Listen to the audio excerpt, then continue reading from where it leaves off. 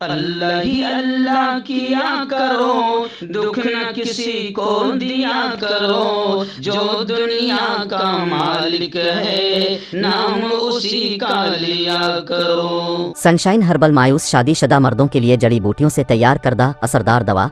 इसके अलावा वजन बढ़ाने और मोटापा कम करने के लिए लाजवाब दवाएं इंडिया में कहीं भी हासिल करने के लिए अभी कॉल करें।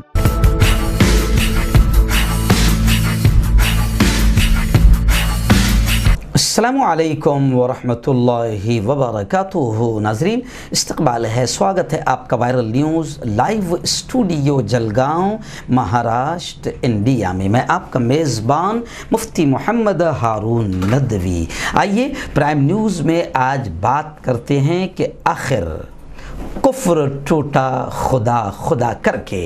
जी हाँ, मरकज़ निज़ामुद्दीन को दिल्ली हाई कोर्ट से इजाज़त मिल गई खोलने की। अब मरकज़ निज़ामुद्दीन की 4 मंजिलें खुल जाएंगी और अब वहाँ पर नमाज अदा की जाएगी। जी हाँ, मैं आपको थोड़ा सा 5 मिनट निकाल कर आप पूरी देखना इस खबर को, क्योंकि इस तरीके से इस अंदाज में दिखाया नहीं जाता है। आपको याद होगा कि हमारे प्यारे मुल्क में जो नफरती आतंकी चैनल है, जो सिर्फ दलाली के सिवा कुछ नहीं करते हैं, जिनको सत्ता की दलाली में लत है, वो चाहते हैं कि बस हिंदू मुस्लिम होता रहे। अभी एक नई घटिया किस्म की पूरी झूठ पर बनी हुई एक फिल्म आई हुई है, उसके लिए भी बाकायदा चैनल वाले कैसा प्रमोशन कर रहे हैं वो आपने देखा होगा। रूबीना लियाकत कैसे बिल्कुल दर्द के मारे अनुपम खेर को गले लगाकर जो है वो बिल्कुल दर्द का इजहार कर रही है, मुबारकबाद दे रही है। तो ये नफरती चैनल जो है हर वक्त नफरत फैलाते हैं। आपको याद होगा कि मार्च 2020 में तबलीगी जमात और मरकज़ निज़ामुद्दीन को निशाना बनाकर यह कहा गया था इन नफरती चैनलों के ज़रिए से कि निज़ामुद्दीन से, तबलीगी जमात वालों से कोरोना फैला। इतनी नीच और घटिया हरकत पूरी दुनिया में कहीं नहीं हुई। नफरतों का खेल हर जगह, मुसलमान, क्योंकि इनकी रोज़ी रोटी, सत्ता, कुर्सी, हुकूमत, बादशाह, सल्तनत सब इसी पर चलती है जब तक कि मुसलमानों का न खाए। जी हाँ, आप मुसलमानों का डैश डैश डैश डैश गंदगी ना खाए, तब तक के इनकी ना दुकानदारी चल सकती है, ना पेट भर सकता है। तो आपको याद होगा कि बड़ी नीच और घटिया हरकत हमारे मुल्क में की गई थी कि कोरोना को निज़ामुद्दीन और तबलीगी जमात से जोड़कर मुसलमानों के खिलाफ नफरतें फैलाई गई थी और उसके असरात भी बड़े ख़तरनाक हमको देखने को मिले थे। जी हाँ, फिर अब यूपी का इलेक्शन हिजाब पर जीत गए। जी हाँ, अब 2024 की तैयारी जो है द कश्मीर फाइल्स जैसी फिल्मों से 2024 की तैयारी शुरू हो गई है, लेकिन इसका नुकसान पूरे मुल्क को होगा। यहाँ तक कि दिग्विजय सिंह जो कांग्रेस के कदावर नेता है, उन्होंने कहा है कि नफरती चिंटुओं ज़रा सोचो, कम से कम वो जो बाहर जाकर रोज़ी रोटी हमारे हिंदू भाई कमा रहे, दिग्विजय सिंह ने कहा कि उनकी सोचो। यहाँ पर तुम मुसलमानों के खिलाफ नफरत फैलाकर, यहाँ पर तुम नफरत फैलाकर कुछ हासिल करना चाहते हो, लेकिन तुमको नहीं मालूम कि यहां तो तुम बेरोजगार हो गए। जी हां, गोबर भक्त बनकर मुल्क का सत्यानाश तुमने कर दिया। लेकिन जो कम से कम 2 पैसा रोजी रोटी, पेट, अपने बीवी बच्चों को बाहर जाकर पाल रहे हैं, उनकी सोचो। जी हाँ, हुकूमत को तो तुम्हारी पड़ी भी नहीं। हुकूमत को तो चाहिए कि अगर नफरतें फैलने से अगर कुर्सी मिलती है तो वो तो चाहेगी कि तुम मर जाओ, कट जाओ, भाड़ में जाओ, लेकिन वो तो नफरतें फैलाएगी। खैर, आइए मैं आपको बता दूं कि निज़ामुद्दीन मरकज़ की 4 मंजिलें फिर से खुल जाएंगी। दिल्ली हाई कोर्ट ने इजाज़त दे दी है।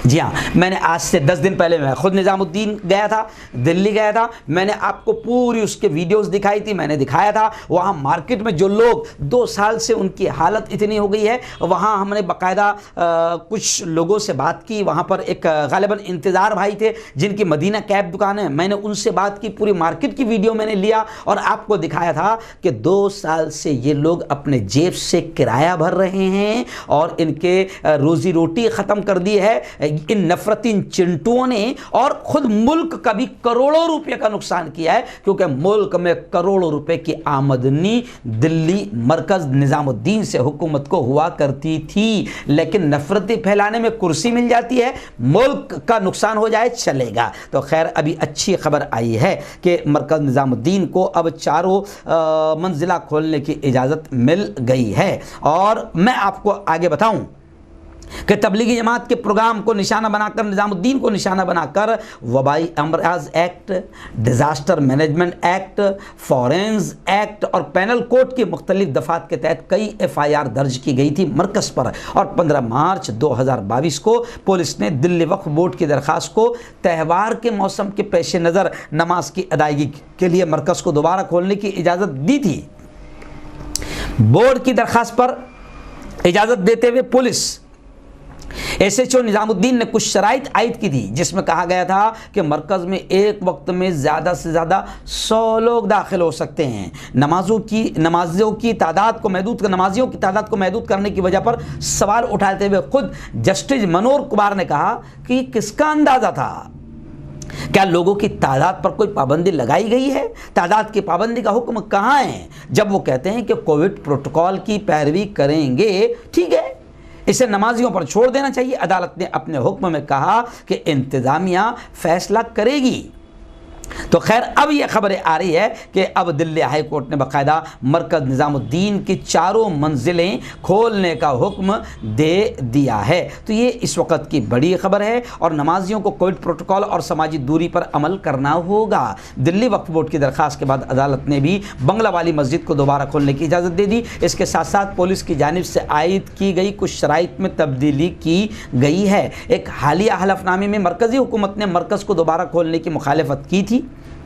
जी हाँ, मरकज़ी हुकूमत ने, केंद्र सरकार ने, यानी पूरी मार्केट खुल गई, मॉल खुल गए, नाच गाने खुल गए, जिम खुल गए, लेकिन मरकज़ में अगर गए तो कोरोना पकड़ लेगा। तो मरकज़ी हुकूमत ने दोबारा खोलने के लिए इसका विरोध किया था और कहा था कि आने वाले मजहबी मौक़े पर कुछ लोगों को नमाज़ पढ़ने की इजाज़त दी जा सकती है। 11 मार्च को हाई कोर्ट ने मरकज़ी हुकूमत से कहा कि वो निज़ामुद्दीन मरकज़ को मुकम्मल तौर पर दोबारा खोलने पर एतराज़ के बारे में अपना जवाब दे कि आखिर क्यों, जब सब खुल गया तो मरकज़ क्यों नहीं, जिसे मार्च 2020 से तबलीगी जमात के प्रोग्राम के दौरान कोरोना उसूलों की मुबैना खिलाफ वर्जी के बाद सील कर दिया गया था। तो कोर्ट ने जब कहा कि भाई जब सब खुल गया, नाच गाने खुल गए, तुम लाखों लोगों की रैली कर रहे हो, हज़ारों लोग तुमसे हाथ मिला रहे हो और टाटा बाय बाय हाय हाय हो रहा है, तो मरकज़ निज़ामुद्दीन को निशाना क्यों बनाया जा रहा है? कोर्ट ने सवाल किया था। तो खैर अब खबर आ गई है कि दिल्ली हाई कोर्ट ने मरकज़ निज़ामुद्दीन को खोलने की इजाज़त दे दी है। इसलिए मैंने कहा कि कुफ्र